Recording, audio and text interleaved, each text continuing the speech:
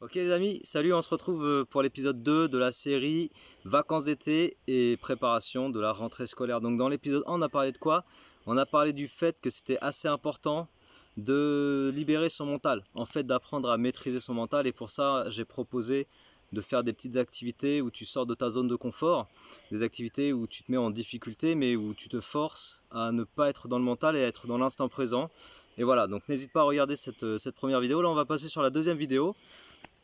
Et le conseil que je vais te donner, en fait, peut-être qu'au moment où je vais te le donner, tu vas faire partie des gens qui vont dire ah non, j'aime pas faire ça. Donc le deuxième conseil que je vais donner dans cette vidéo, c'est il faut que tu lises, et il faut que tu lises beaucoup. Il faut que tu t'entraînes à lire. Donc il y a certains élèves qui savent déjà lire, qui lisent déjà par eux-mêmes, peu importe leur domaine d'intérêt, mais qui lisent déjà par eux-mêmes régulièrement.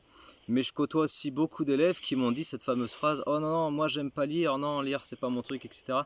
Et pourtant, en fait, il faut que tu saches que lire, c'est vraiment super important pour différentes raisons. Et c'est super important, bien sûr, pour le sujet qui nous intéresse, à savoir se préparer pour ta prochaine rentrée scolaire, se préparer à être à l'aise, à aller lire tes énoncés de maths ou de physique-chimie, à les comprendre correctement, les interpréter correctement, à savoir t'exprimer correctement, etc. En fait, la lecture, elle va avoir énormément d'importance dans tout un tas de domaines liés à ta réussite en maths et en physique-chimie. Vraiment.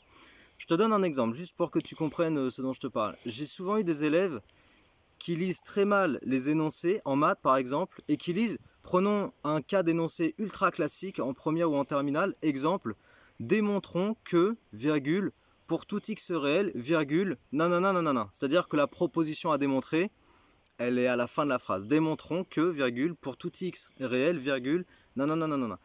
Et certains élèves, sur une phrase aussi simple que ça, tu sais ce qu'ils comprennent? Ils comprennent, démontrons que x est un réel. Tu vois?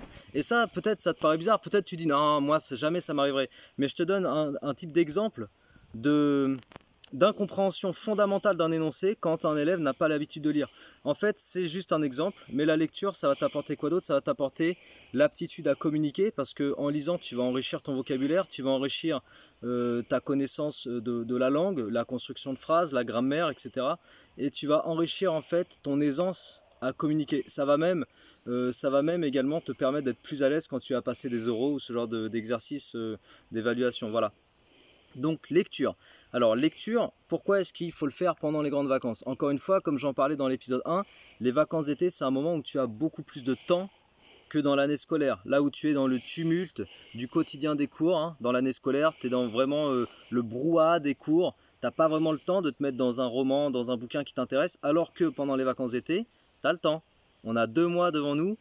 Bien sûr, il y a d'autres choses à faire, tu veux voir les copains, etc. Bien sûr, mais tu peux aussi prendre l'habitude de lire. On se lance un petit challenge, un livre chaque semaine, ou éventuellement un livre toutes les 2 semaines. Un livre, voilà, en fonction de ton niveau, de ton âge, je pense qu'on parle bien d'un livre de 200 pages, voilà, tu vois. Après, tu choisis le sujet qui t'intéresse, tu choisis vraiment ce pourquoi tu as de l'intérêt, parce que c'est important pour lire d'avoir de la motivation, donc de l'intérêt pour ce que tu vas lire.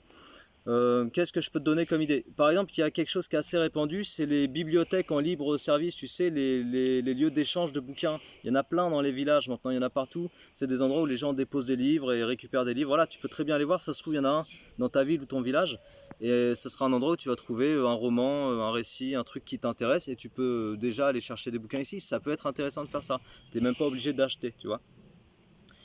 Donc se lancer en fait comme objectif de lire un livre par semaine, un livre toutes les 2 semaines, ce qui reviendrait à lire entre 4 et 8 livres sur le temps des vacances. Alors ça c'est la première chose. Et la deuxième chose, on va donner aussi le conseil pour cette vidéo là, comme ça ce sera complet.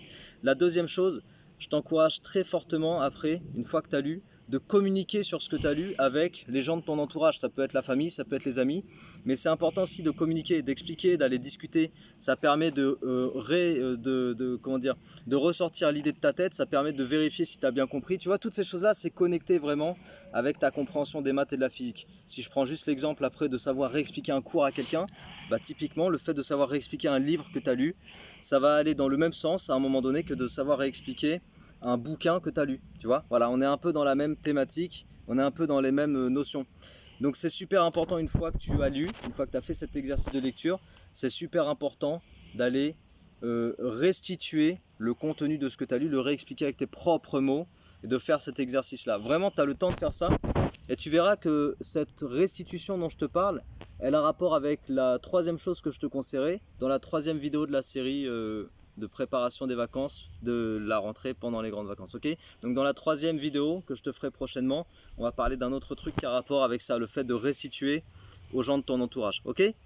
On se laisse là-dessus. Prends soin de toi, porte-toi bien et à très bientôt. Ciao!